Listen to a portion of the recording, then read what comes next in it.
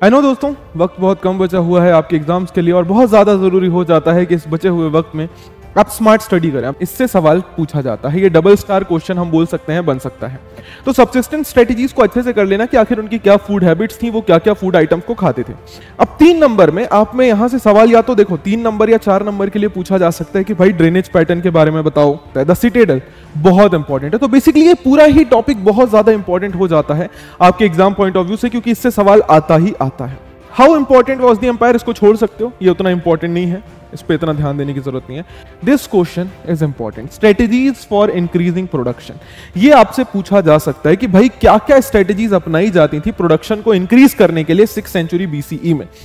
Hello, जय है, नमस्कार साथियों, कैसे हैं आप सभी लोग। हम समीर त्रिपाठी और हिस्ट्री एजुकेटर, एंड मैं आप सभी का स्वागत करता हूं आपके अपने ह्यूमैनिटीज वाला यूट्यूब चैनल पर। आई नो दोस्तों, वक्त बहुत कम बचा हुआ है आपके एग्जाम्स के लिए और बहुत ज़्यादा ज़रूरी हो जाता है कि इस बचे हुए वक्त में आप स्मार्ट स्टडी करें। अब देखो, एक्सटेंसिव स्टडी करने का वक्त खत्म हो चुका है, अब वक्त आ गया है स्मार्ट स्टडी करने का। इसका मतलब क्या हुआ सर? इसका मतलब ये हुआ कि सिर्फ ऐसे टॉपिक्स पर अब हम फोकस करें जो एग्जाम्स के पॉइंट ऑफ व्यू से बहुत ज़्यादा इंपॉर्टेंट है। तो दोस्तों, आज के इस वीडियो के अंदर मैं आपको हिस्ट्री के इंपॉर्टेंट टॉपिक्स बताने वाला हूं कि सभी चैप्टर्स में से कौन कौन से टॉपिक्स हैं जिनमें से मेनली सवाल पूछे जाते हैं, और यहाँ पर मैं आपको वो भी बताऊंगा कि किससे ज्यादा सवाल पूछे गए हैं, किससे फ्रीक्वेंसी ऑफ क्वेश्चंस कम है, सो दैट जब आप तैयारी कर रहे हो तो जिन क्वेश्चंस पे ज्यादा फ्रीक्वेंसी आई हुई है, जिन क्वेश्चंस को ज्यादा फ्रीक्वेंटली पूछा गया है, उनको आप ज्यादा अच्छे से तैयार करें, और अगर वक्त बचता है तो कम फ्रीक्वेंसी वाले सवालों पर भी आप फोकस कर सकते हैं। अब देखो, ये करने के लिए व्हाट आई विल डू, मैं आप यहां पर मार्क करूंगा स्टार्स, ठीक है। Single star least important, double star ठीक है आया है मतलब, और ट्रिपल स्टार पढ़ना ही है मतलब वो आता ही आता है। तो आई विल मेक स्टार्स, और उससे आप लोगों को अंदाजा लग जाएगा कि किन किन टॉपिक्स को पढ़ना है, किन टॉपिक्स को नहीं पढ़ना है। तो अगर अभी बुक आपके पास नहीं है तो वीडियो को यहीं पर पॉज करो, भाग कर जाओ, बुक और पेन अपने साथ में रखो, क्योंकि मैं यहां पर आपको बुक के साथ ही टॉपिक्स मार्क कराता जाऊंगा, एंड साथ ही साथ आप भी अपनी बुक में उसको मार्क कर लीजिए, इंपॉर्टेंट स्टार्स बना लीजिए, ताकि आपको पता चल जाए कि किन टॉपिक्स को पढ़ना है, किन टॉपिक्स को नहीं पढ़ना है। सबसे पहले शुरू करते हैं chapter number 1, bricks, beads and bones से हम लोग, right. Bricks, beads and bones में जब हम बढ़ते हैं तो देखो, ये चैप्टर अपने आप में ये तो बहुत ज्यादा इंपॉर्टेंट है, क्योंकि इसमें से सवाल पूछे ही जाते हैं। लेकिन इसमें से ये जो सेकंड टॉपिक है, सबसिस्टेंट स्ट्रेटजीज, इससे सवाल पूछा जाता है। ये डबल स्टार क्वेश्चन हम बोल सकते हैं, बन सकता है। तो सबसिस्टेंट स्ट्रेटजीज को अच्छे से कर लेना कि आखिर उनकी क्या फूड हैबिट्स थी, वो क्या क्या फूड आइटम्स को खाते थे। इसी में एग्रीकल्चरल टेक्नोलॉजीज भी इंक्लूड हो जाता है। कई बार आपका सवाल जो है, अगर 3 नंबर के लिए, 4 नंबर के लिए आता है तो सिर्फ फूड आइटम्स पूछेंगे, और अगर उससे ज्यादा नंबर्स के लिए आता है तो आपसे एग्रीकल्चरल टेक्नोलॉजीज भी पूछी जा सकती है। तो ये दोनों चीजों को आपको अच्छे से कवर करना है। Next coming up, the very very very important topic, इससे हमेशा सवाल बनता ही बनता है।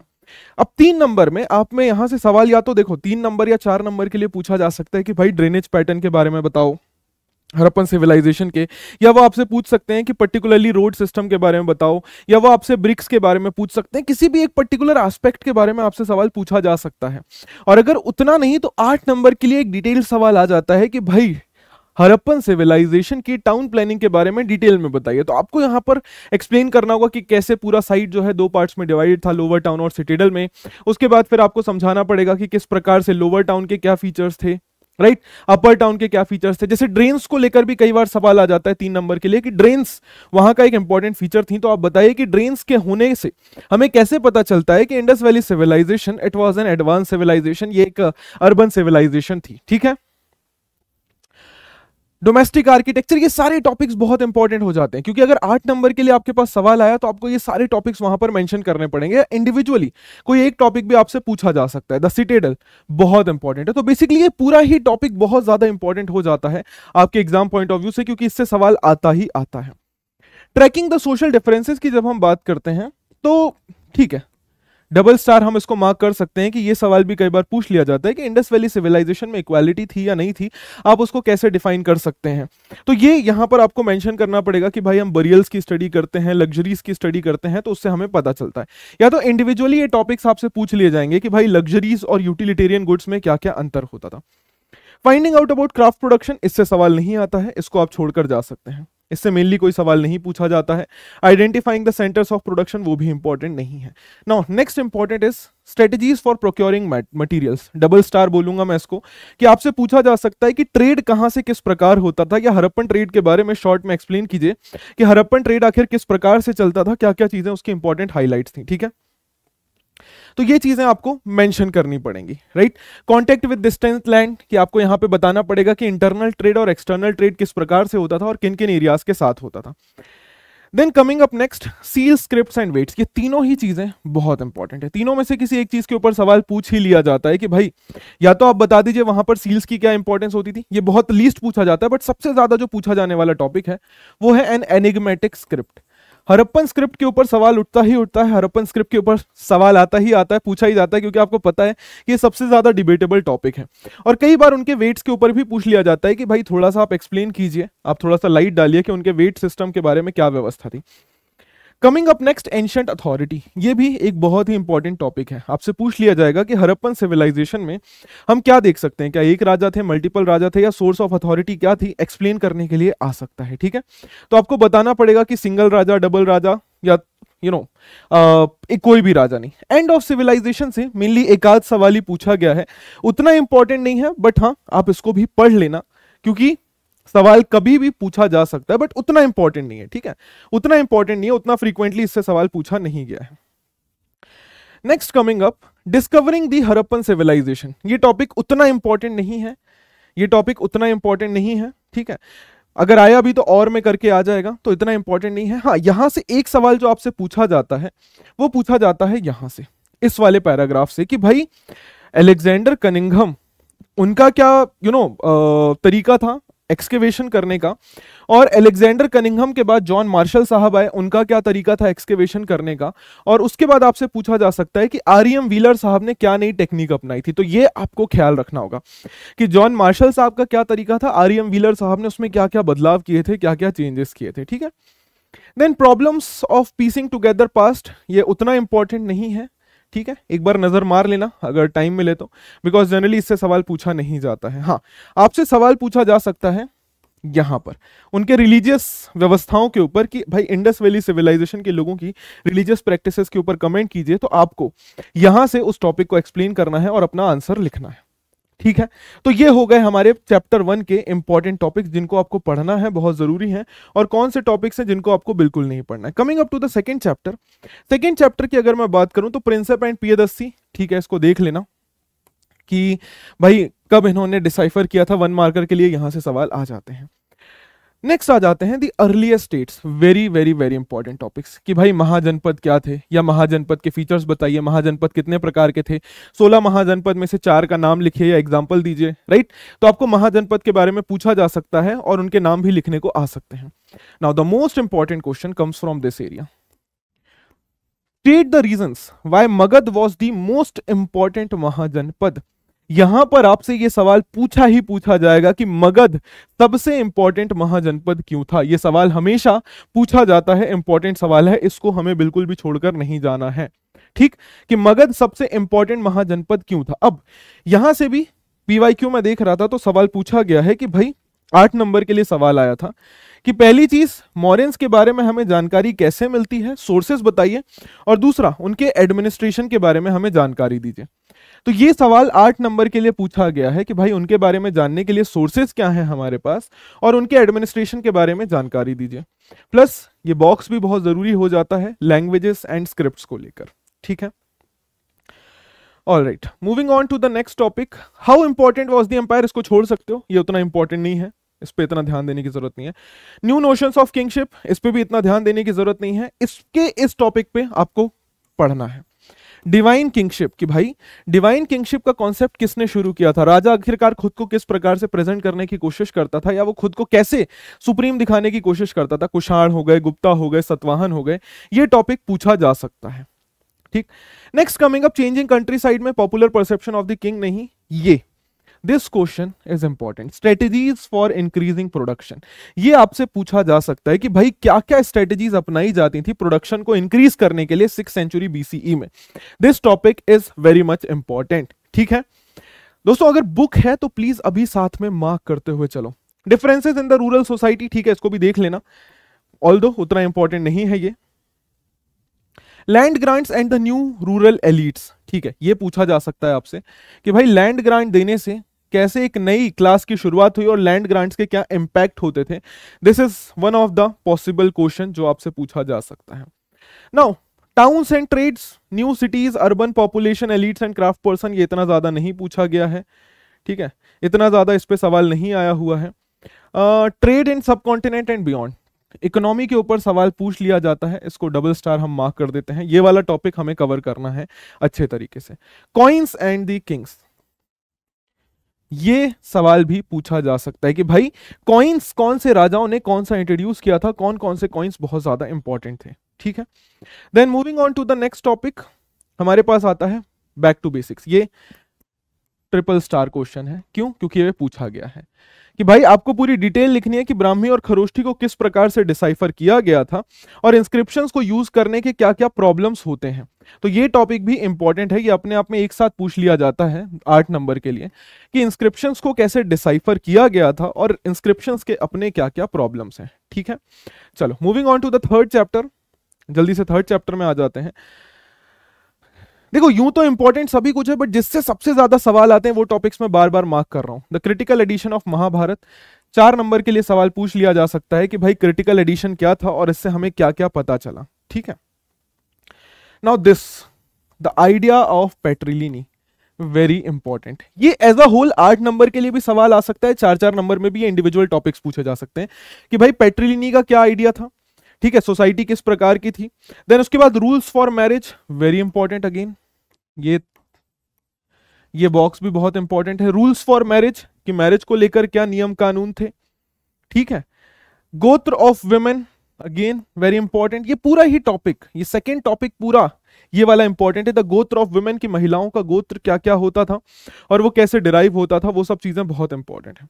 वर मदर्स इंपॉर्टेंट, इसको छोड़ सकते हैं, ये उतना जरूरी नहीं है। Social differences within the caste, the right occupation, caste system, again this is very important.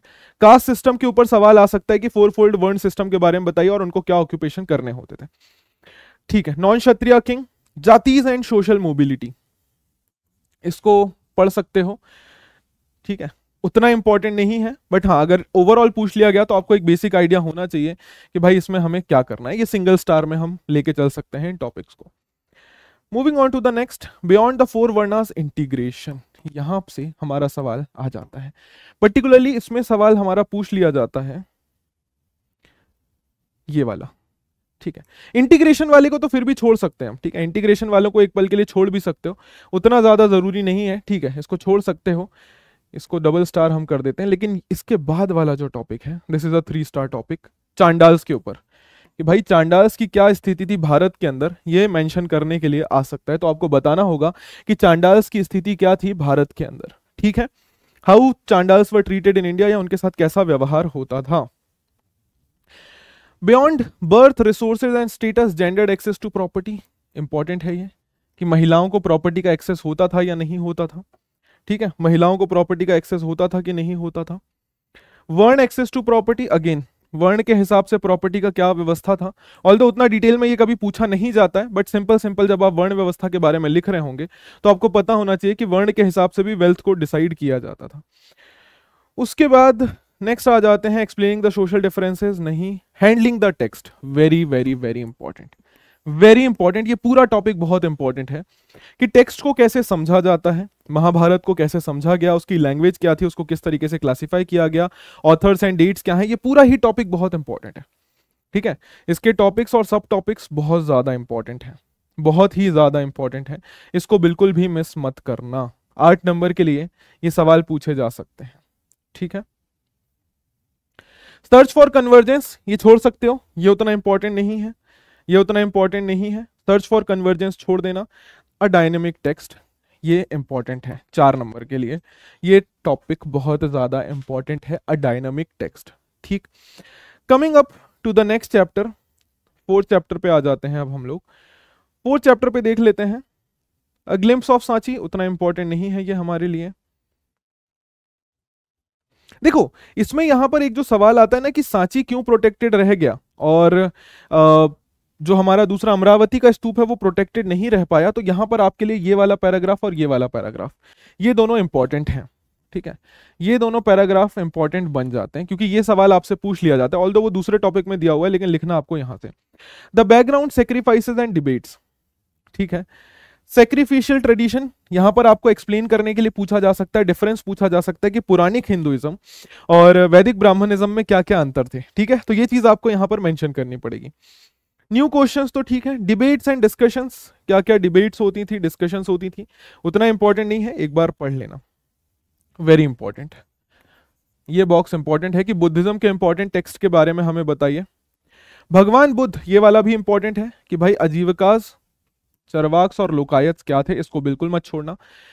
Then देखो इसमें से और में सवाल आ ही जाता है, या तो आपसे भगवान जैन के बारे में पूछ लेंगे, भगवान महावीर की टीचिंग्स पूछ ली जाएंगी, या तो भगवान बुद्ध की टीचिंग्स पूछ ली जाएंगी, दोनों में से एक पूछी ही जाती है। तो आपको ये तो बिल्कुल कवर करना है कि भगवान बुद्ध की टीचिंग्स क्या थी और भगवान महावीर की टीचिंग्स क्या थी, इनको आपको बिल्कुल भी छोड़ना नहीं है। भगवान बुद्ध और भगवान महावीर की टीचिंग्स को डिटेल में कवर करना है क्योंकि दोनों में से एक सवाल पूछ ही लिया जाता है कहीं ना कहीं आपसे।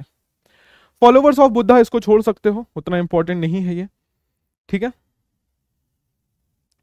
स्तूपास, स्तूपास की बात करें तो स्तूपास में भी सवाल आ जाता है आपका कि भाई स्तूपास को पहली चीज बिल्ड क्यों किया जाता था, why were stupas build, then उसके बाद हाउ वर स्तूपास बिल्ड। ठीक है, पढ़ लेना इसको। Next very important, structure of stupa, structure के ऊपर भी सवाल आ जाता है और जब इसको लिख रहे हो तो आपके पास ये बॉक्स इंपॉर्टेंट हो जाता है कि स्तूपास क्या होते थे। ठीक है, तो ये आपको कवर करना ही करना है, स्ट्रक्चर ऑफ द स्तूप आ जाता है। Discovering stupas, fate of Amaravati and Sanchi, मैंने जैसा कि आपको बताया कि आपसे यहाँ पे कंपैरेटिव सवाल पूछा जा सकता है कि भाई अमरावती क्यों बचा रह गया और सांची का स्तूप नष्ट हो गया, इसको डिटेल में बताओ, तो इसको आपको कवर करना है। स्कल्पचर उतना ज्यादा इंपॉर्टेंट नहीं है, स्कल्पचर छोड़ सकते हो। शॉर्ट में यहां से पूछा जा सकता है, डिटेल्ड आंसर की अभी हम बात कर रहे हैं तो शॉर्ट में पूछा जा सकता है। Mahayana Buddhism, it is important, Mahayana Buddhism ये इंपॉर्टेंट है। Puranic Hinduism, again double star, important है। देन हमारे पास बिल्डिंग टेम्पल्स के ऊपर उतना सवाल नहीं पूछा गया है, ऑल्दो एक बार इसको देख लेना, उतना सवाल हमें यहां पर देखने को नहीं मिलता, सिंगल स्टार टॉपिक हम इसको बोल सकते हैं। ठीक है, बिल्डिंग टेम्पल्स, ठीक है। उसके बाद कैन वी सी एवरीथिंग, नहीं, ये टॉपिक उतना इंपॉर्टेंट नहीं है, इसको छोड़ सकते हो। ठीक है, coming up to the next chapter, fifth chapter. देखो फिफ्थ चैप्टर में भी हम बात करते हैं जब, तो फिफ्थ चैप्टर के अंदर हमें क्या देखने को मिलता है कि हमें बात करनी होगी किताबुल हिंद के बारे में, तो उसमें हमारा ग्रेट डिटेल में इंपॉर्टेंट है ये वाला टॉपिक, बहुत इंपॉर्टेंट है, 3 स्टार है, इसको इंपॉर्टेंटली पढ़ लेना। ठीक है, और इससे आसपास जुड़े हुए बॉक्सेस। इब्न बतूता की अर्ली लाइफ के बारे में ज्यादा कुछ पूछा नहीं जाता है। ठीक है, इब्न बतूता की अर्ली लाइफ के बारे में ज्यादा कुछ पूछा नहीं जाता है। Francois Bernier, a doctor with a difference, Francois Bernier की ये जो आइडियाज थे कि भाई वो हमेशा कंपेयर करता रहता था, ये इंपॉर्टेंट हो जाता है। नेक्स्ट, ये बहुत इंपॉर्टेंट टॉपिक है, वेरी वेरी वेरी इंपॉर्टेंट, कि भाई क्या 3 बैरियर्स थे, 3 बैरियर्स की जब हम बात करते हैं तो वो 3 बैरियर्स पूछे जाते हैं कि क्या 3 बैरियर्स थे जो अल बरूनी को लगे भारत को समझने में। कास्ट सिस्टम के बारे में भी 2 स्टार में ये सवाल 1-2 बार पूछा गया है। ठीक है, कि उसका क्या विचार था कास्ट सिस्टम को लेकर। Ibn Battuta and the excitement of unfamiliar, ठीक है।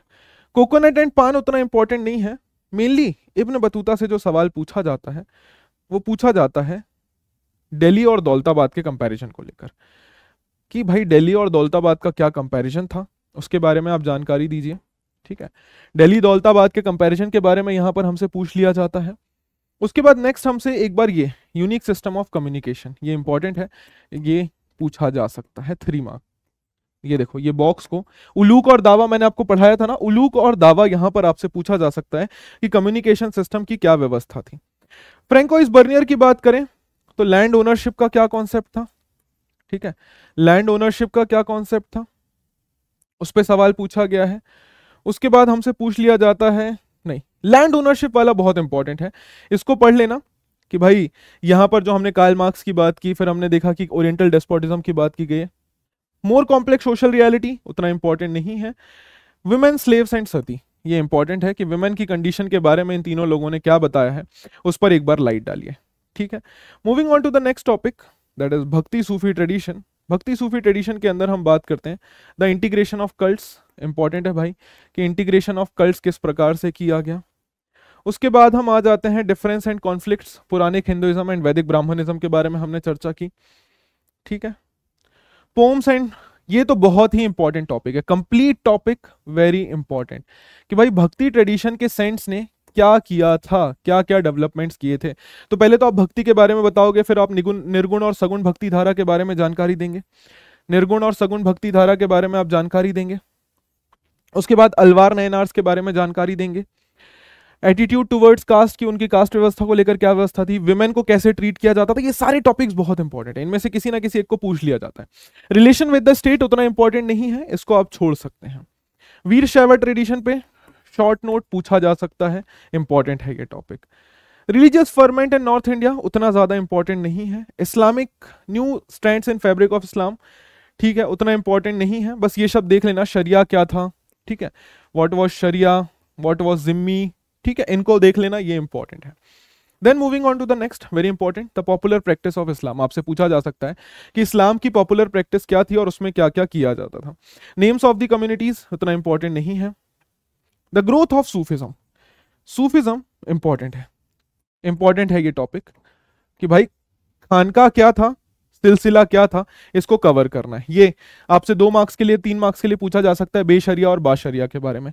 अब यहां पर एक सवाल आ सकता है कि चिश्ती सबसे फेमस सूफी सिलसिला क्यों था भारत के अंदर, तो आपको सारे पॉइंट्स लिखने हैं कि चिश्ती सबसे फेमस सूफी सिलसिला क्यों है भारत के अंदर, कि भाई उनका जो खानका था वहां पे सारे प्रकार के लोग आते थे, दूसरा जियारत और कव्वाली का इस्तेमाल करते थे वो लोग, और तीसरा कि भाई उनका जो लैंग्वेजेस थे, वो लैंग्वेज का जो इस्तेमाल करते थे वो लैंग्वेज सिंपल लैंग्वेज थी और सभी लोग उनसे कनेक्टेड हो पाते थे। सूफीज एंड द स्टेट उतना इंपॉर्टेंट नहीं है। ये कबीर दास जी, वेरी इंपॉर्टेंट, कबीर दास जी और गुरु नानक देव जी पे सवाल आता ही आता है, तो या तो कबीर दास जी पे पूछ लेंगे या गुरु नानक देव जी पे पूछ लेंगे, आपको दोनों को रेडी रखना है। और में सवाल पूछ लिया जाता है कि या तो कबीर दास जी के बारे में बताइए या तो गुरु नानक देव जी के बारे में बताइए। मीराबाई जी के ऊपर उतना डिटेल में नहीं पूछा जाता है। शंकर देव जी के बारे में शॉर्ट नोट आ सकता है, इंपॉर्टेंट है, ठीक, great. Next moving on to the topics. देखो ये मैं इसलिए बता रहा हूं कि अगर आपने अभी तक कुछ नहीं पढ़ा है तो एटलीस्ट मेरी जान इतने टॉपिक्स तो पढ़कर चले ही जाना, सो दैट हमारा कुछ पार्ट तो कवर हो जाए। अदरवाइज अगर ऐसे ही बैठे रहोगे तो फिर तो कुछ भी कवर नहीं कर पाओगे। दैट इज वाई मैं आपको ये इंपॉर्टेंट टॉपिक्स बता रहा हूं। अब आ जाते हैं next, an imperial capital Vijayanagara empire पे। तो डिस्कवरी ऑफ हम्पी की कॉलिन मैकेंजी ने किया था, 1 मार्कर के लिए पूछ सकते हैं, ठीक है। रायाज, नायकाज एंड सुल्तान्स की भाई ये देख लेना, ठीक है। रायाज, नायकाज एंड सुल्तान्स की भाई राया किसको बोला जाता था, नायक किसको बोला जाता था, सुल्तान किसको बोला जाता था।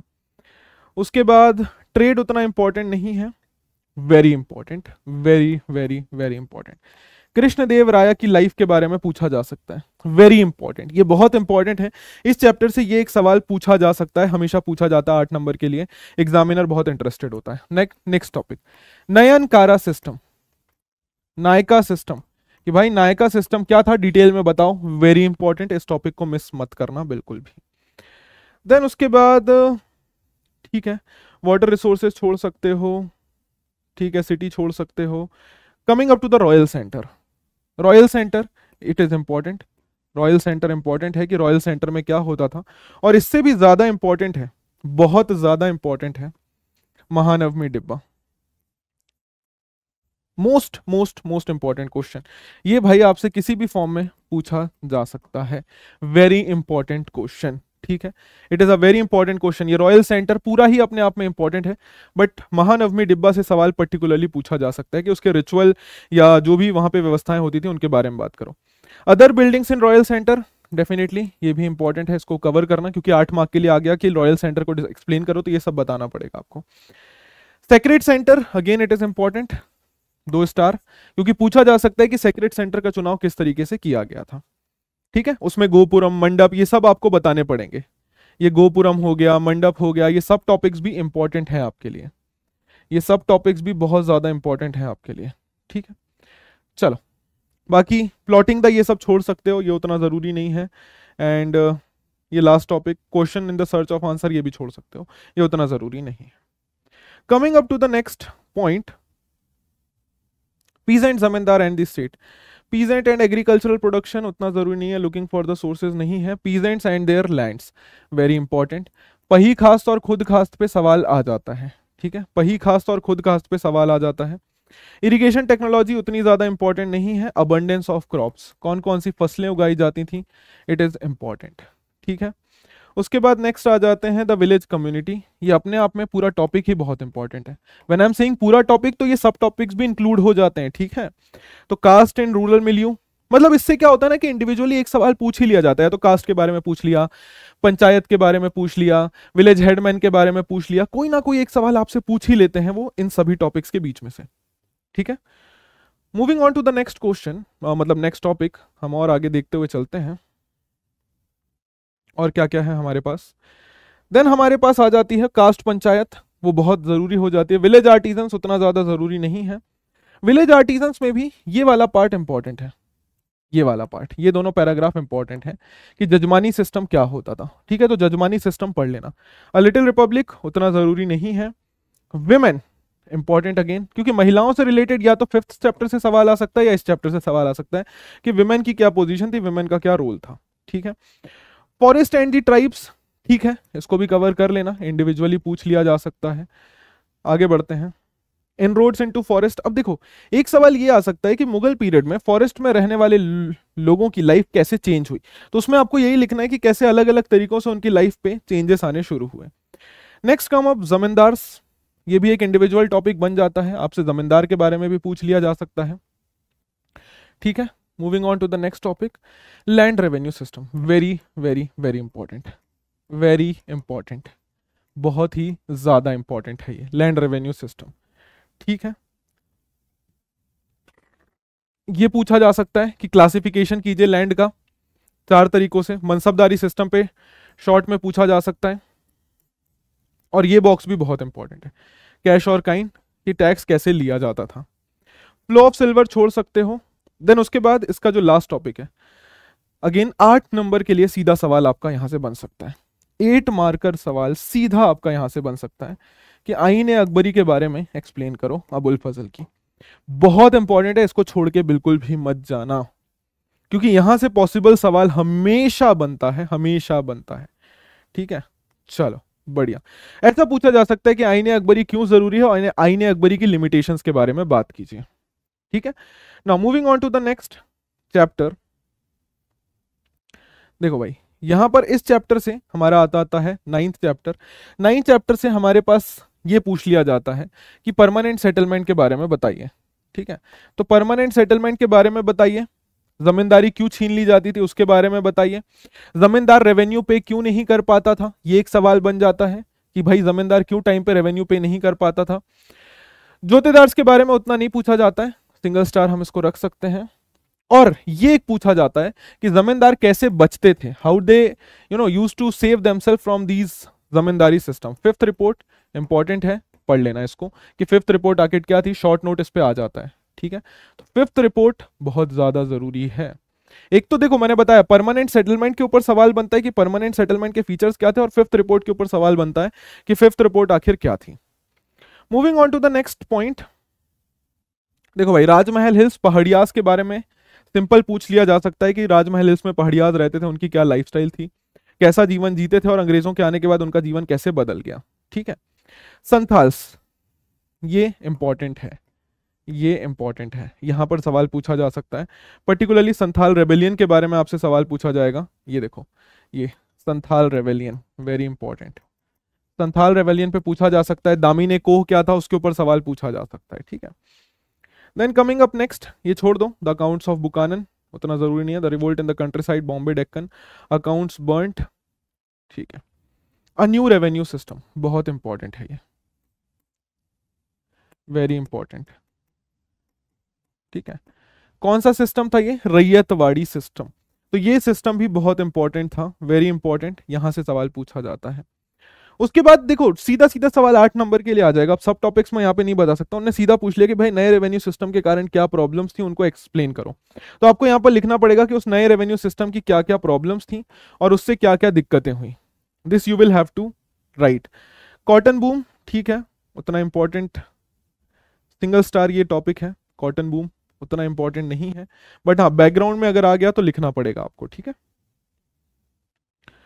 क्रेडिट ड्राइज अप, फिर उसके बाद आता है द एक्सपीरियंसेस ऑफ इनजस्टिस, ये भी इंपॉर्टेंट टॉपिक है, ठीक है, कि क्यों किसानों ने विद्रोह किया, मनी लैंडर्स उनको किस प्रकार से लूटते थे। डेक्कन राइट कमीशन कब बनाया गया था, इंपॉर्टेंट है, बस इसको उतना याद रखना कि डेक्कन राइट कमीशन बना कब था। Next coming up the revolt of 1857, ठीक है। अब रिवोल्ट ऑफ 1857 में देखो एक तो जनरल क्वेश्चन आ जाता है जिसमें आपका पूरा चैप्टर कवर हो जाएगा कि रिवोल्ट ऑफ 1857 के कॉजेज क्या थे, तो आपको हर एक टॉपिक से कॉजेज निकाल के लिखने पड़ेंगे, ठीक है। ये टॉपिक बहुत इंपॉर्टेंट है, वेरी इंपॉर्टेंट, इसमें से एमसीक्यू हमेशा पूछा ही जाता है कि भाई लीडर्स ऑफ द रेबेलियन। उसके बाद नेक्स्ट हमारे पास ये दोनों बॉक्सेस बहुत इंपॉर्टेंट है। फिर देखो जब आप कॉजेज लिख रहे होगे तो मैंने आपको शॉर्ट में समझाया हुआ है कि कॉजेज लिखते टाइम आपको कैसे लिखने हैं, भाई social causes, political causes, religious causes, you know, rumours and prophecies, important है ये इंपॉर्टेंट है। तो कॉजेज तो आपको देखो पूरे ही कवर करने पड़ेंगे, कॉजेज आप छोड़ नहीं सकते हैं, ये भी टॉपिक बहुत इंपॉर्टेंट है, इसको भी नहीं छोड़ सकते हैं क्योंकि ये पूरा चैप्टर बहुत जरूरी है। अवध एंड रिवोल्ट जरूरी है, ठीक है, ये वाला टॉपिक इंपॉर्टेंट है। फिर आपके पास आ जाता है subsidiary alliance and this the life was gone, लोग इससे नाखुश थे, ठीक है, कि अवध को कैप्चर कर लिया गया था, नवाब वाजिद अली शाह बहुत पॉपुलर व्यक्ति थे। Firangi Raj and the end of the world, ठीक है, कि भाई फिरंगी राज के आने से कैसे हमारी सारी प्रैक्टिसेस खत्म हो गई, ये टॉपिक भी इंपॉर्टेंट है क्योंकि देखो ये सब कॉजेज में आप बता दोगे कि भाई ये सारे कारण हैं जिसके कारण ये विद्रोह हुआ था।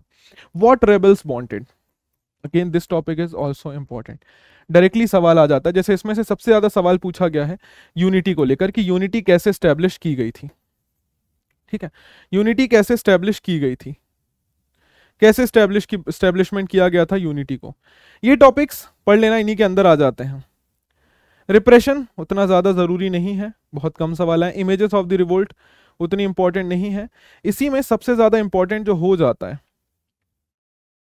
वो है नेशनलिस्ट इमेजरीज, वेरी इंपॉर्टेंट, कि कैसे हमारे यहाँ के इतिहासकारों ने इस रिवोल्ट ऑफ 1857 को प्रेजेंट किया था, ठीक है।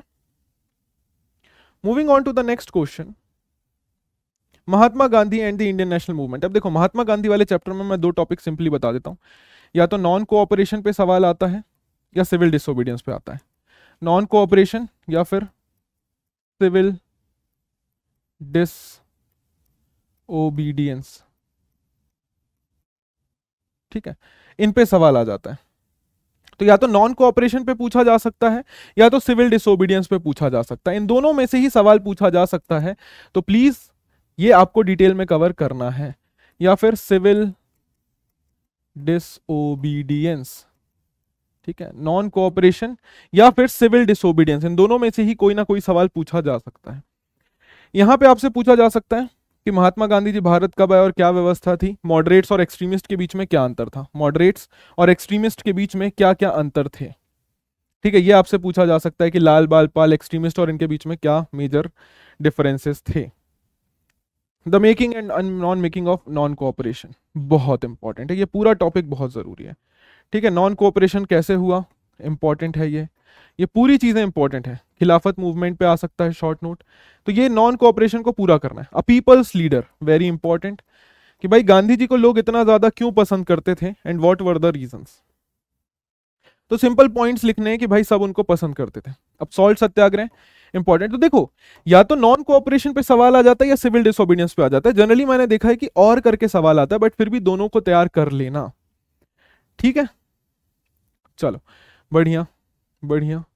डायलॉग्स उतना इंपॉर्टेंट नहीं है, ठीक है, बट पूछ भी लेते हैं कई बार, डायलॉग्स उतना इंपॉर्टेंट नहीं है। क्विट इंडिया मूवमेंट, इसको भी पढ़ लेना, कई बार क्विट इंडिया भी पूछ सकते हैं, सिंगल डबल स्टार इसको मैं मार्क कर दे रहा हूं। लास्ट हीरोइक डेज उतना जरूरी नहीं है, इसको छोड़ सकते हो। नोइंग गांधी, इस पे कई बार सवाल पूछ लिया जाता है, सिंगल स्टार डबल स्टार इसको मैं मार्क कर दे रहा हूँ कि भाई गांधी जी के बारे में हमें कैसे कैसे जानकारी मिल सकती है और कैसे हम गांधी जी की लाइफ के बारे में मेंशन कर सकते हैं या लिख सकते हैं। ठीक है, कि लेटर से न्यूज़पेपर से हमें उनके बारे में पता चल जाता है। तो ये सारे टॉपिक इंपॉर्टेंट हो जाते हैं। नेक्स्ट कमिंग अप द सबसे खतरनाक चैप्टर जो है हमारा कॉन्स्टिट्यूशन। देखो भाई, कॉन्स्टिट्यूशन की बात करें तो पहला इंपॉर्टेंट जो सवाल हमसे पूछा जाता है वो ये पूछा जाता है द डोमिनेंट वॉइसेस, कि कौन कौन इंपॉर्टेंट लोग थे जिन्होंने कॉन्स्टिट्यूशन मेकिंग में इंपॉर्टेंट रोल प्ले किया। अब इसी में सबसे ज्यादा जरूरी होता है the vision of the constitution. 3 star topic है। इसमें आपका बेसिकली पूछा जाता है ऑब्जेक्टिव रेजोल्यूशन, ऑब्जेक्टिव रेजोल्यूशन के बारे में। ऑब्जेक्टिव रेजोल्यूशन के बारे में सवाल आता ही आता है, फ्लैग कोड के बारे में सवाल आता है कि ऑब्जेक्टिव रेजोल्यूशन क्या था एंड उसको कैसे प्रेजेंट किया गया। ठीक है, उसके बाद मैंने दूसरा एक सवाल में अगर आपको बताऊं तो एक दूसरा सवाल जो हमेशा से पूछा गया है वो है सेपरेट इलेक्टोरेट्स को लेकर सवाल पूछ लिया जाता है कि देना है नहीं देना है। और पर्टिकुलरली यहां पर अगर मैं आपको और नीचे लेकर जाऊं तो सवाल पूछा जाता है गोविंद बल्लभ पंत जी के आइडियोलॉजी से। गोविंद बल्लभ पंत, इनकी क्या विचारधारा थी और इन्होंने क्या बोला कि देश को किस प्रकार से स्टैब्लिश करना है। तो ये पढ़ लेना, ये बहुत इंपॉर्टेंट है ये पूरा ही। ठीक, उसके बाद जयपाल सिंह जी ने क्या बोला था उसके बारे में एक बार पूछा जा सकता है। ठीक है, आगे बढ़ते हैं। The power of the state, power of the state में भी बेसिक सवाल कि भाई state, power of the state क्या थी, उतना ज्यादा डिटेल में नहीं पूछा जाता है। The language of the nation, ये बहुत इंपॉर्टेंट है, वेरी इंपॉर्टेंट, वेरी इंपॉर्टेंट, यहां से सवाल पूछ लिया जाता है, very very very important. The language of the nation, इससे सवाल आता ही आता है कि गांधी जी किस भाषा को सपोर्ट कर रहे थे, दूसरे लोगों ने किस भाषा को सपोर्ट किया। Language of the nation is very important, इसको आपको कवर कर लेना है। ठीक है, बाकी अगर सवाल आएंगे तो रैंडमली आपसे पूछ लिए जाएंगे कि इस व्यक्ति का क्या स्टैंड था। ठीक है, तो वो आपको बताना है। But language of the nation it's very important, इससे सवाल पूछा गया है multiple times. A plea for Hindi, की हिंदी का सपोर्ट कौन कर रहे थे, फिर हिंदी का विरोध किसने किया या हिंदी से अलावा दूसरे चीजों के बारे में किसने बात की, दिस इज इंपॉर्टेंट। एंड यहाँ पे इसका कंक्लूजन भी इंपॉर्टेंट हो जाता है क्योंकि इंपॉर्टेंट आर्टिकल्स की बात की गई है कि फंडामेंटल राइट्स दिए गए हैं, फिर आर्टिकल 14, 15, 16, आर्टिकल 29, 30, 25 to 28, है ना, कि क्या क्या बेसिक चीजें थी। तो इसका कंक्लूजन भी बहुत ज्यादा इंपॉर्टेंट है, इसके कंक्लूजन को भी पढ़ लेना, उसको छोड़ना मत। ठीक है दोस्तों, तो यही कुछ इंपॉर्टेंट टॉपिक्स हैं जो मैंने 3 मार्कर 3 स्टार, यूं तो देखो सिलेबस पूरा ही जरूरी है, बट जो मैंने 3 स्टार टॉपिक्स आपको बताए हैं वो तो आपको जरूर से पढ़ने हैं, मतलब उनको छोड़ के बिल्कुल भी मत जाना। प्लस टाइम मिले तो जो एक्स्ट्रा टॉपिक्स भी मैंने बताए उन पर भी नजर डाल लेना कि हाँ भाई ये भी जरूरी है। सो आई होप ये आपके लिए हेल्पफुल होगा। दोस्तों, बचे हुए टाइम का अच्छे से इस्तेमाल कीजिए, अब एक स्मार्ट स्टडी कीजिए, एग्जाम ओरिएंटेड स्टडी कीजिए, क्योंकि इस बार एग्जाम्स में हमें मचाना है। So all the very best from my end. बाकी मिलते रहेंगे हम लाइव सेशंस के अंदर। Till then take care, bye bye, जय हिंद, जय भारत, मुस्कुराते रहिए और याद रखिएगा हमारा मोटो, जब तक तोड़ेंगे नहीं तब तक छोड़ेंगे नहीं। Thank you very much people, take care, bye bye.